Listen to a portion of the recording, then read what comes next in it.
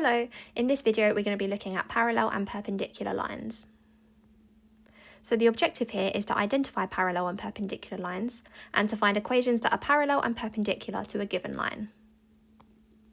So the first key idea that we need to be aware of is that parallel lines never meet. So if they never meet, they must have the same gradient because they're effectively the same line just moved along. So gradient is another word for steepness. So if two lines are parallel, they must have the same steepness. So if you imagine walking up this hill, it's going to have the same steepness as if you were walking up this hill because the lines are basically the same. It's just this one's over here and this one's over here. So a second key idea, perpendicular lines are lines that meet at a 90-degree angle and they have gradients that are the negative reciprocals of each other. So if two lines are perpendicular, they meet at 90 degrees, and to work out the gradient of a line that's perpendicular to another line, we work out the negative reciprocal. So just a reminder, the reciprocal means we have to flip the fraction, and if it's negative, we change the sign. So if this line had a gradient of 2 over 3, this line would have a gradient of minus 3 over 2, because if I flip 2 over 3, it becomes 3 over 2, and then I just have to stick a minus sign next to it. So here's an example. For each of the following lines, we need to write down a line that's parallel. So again, if it's parallel, it has the same gradient. So this line here, because it's in the form y equals mx plus c, I can see that the gradient is 3. So if I wanted a line parallel, I could just say y equals 3x, and then it doesn't matter what the y-intercept is, it can be anything. So I'm going to put plus 6 this time, because the y-intercept for this one's minus 6, so I'm just going to change it to a plus 6. But you could have anything. You could have 3x plus 5, or 3x plus 10, 3x plus 100. It doesn't matter as long as you have 3x plus something. So this next one here, I can see that the gradient is the coefficient of x. So the coefficient of x is minus 1. So if I have a line parallel, it's going to be y equals minus 1x. And then again, I can have anything apart from minus 1. So it can't be minus 1 because that's this line. If it was minus 1, it would be the same line. So it needs to be parallel. So I'm going to put plus 2. This one here, it's not quite in the form y equals mx plus c, so I'm going to rewrite it slightly. So it's y equals minus 3x plus 10. So now if I want a line parallel, I need the same gradient, so it has to have a gradient of minus 3, but it just has to have a different y-intercept. So I'm going to write it as minus 3x, and then I'm just going to put plus 9 rather than plus 10.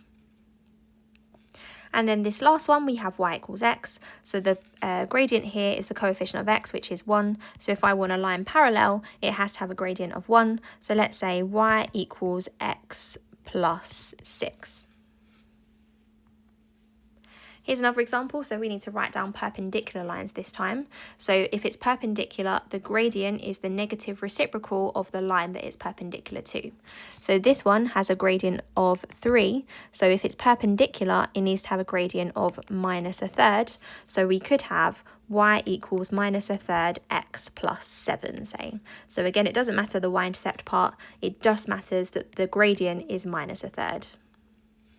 So this next one, the gradient here is minus 1. So if I want to find the negative reciprocal of minus 1, so I flip the fraction, so 1 over 1 just becomes 1 again, and then I change the sign. So if it's perpendicular, the gradient is 1. So therefore, if it's a line that's perpendicular, I'm going to say y equals 1x plus 6. So y-intercept doesn't matter as long as the gradient is 1. So this next one here, I'm going to rearrange it slightly. So it's y equals minus 3x plus 10.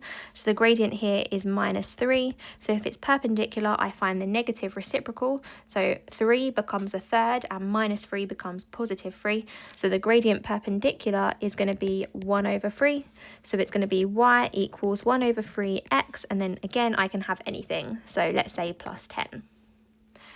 This next example, so the gradient here is 1. So if I want to find the negative reciprocal, I flip it and then change the sign. So the reciprocal of 1 is 1, and if I change the sign, that's going to be minus 1. So it's going to be y equals minus 1x, and then again, plus anything. So I'm going to say plus 2.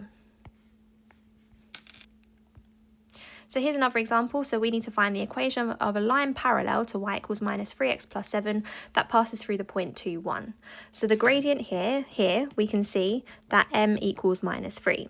So if we want the line parallel, the gradient parallel must be minus 3 because parallel lines have the same gradient. So that's going to be minus 3.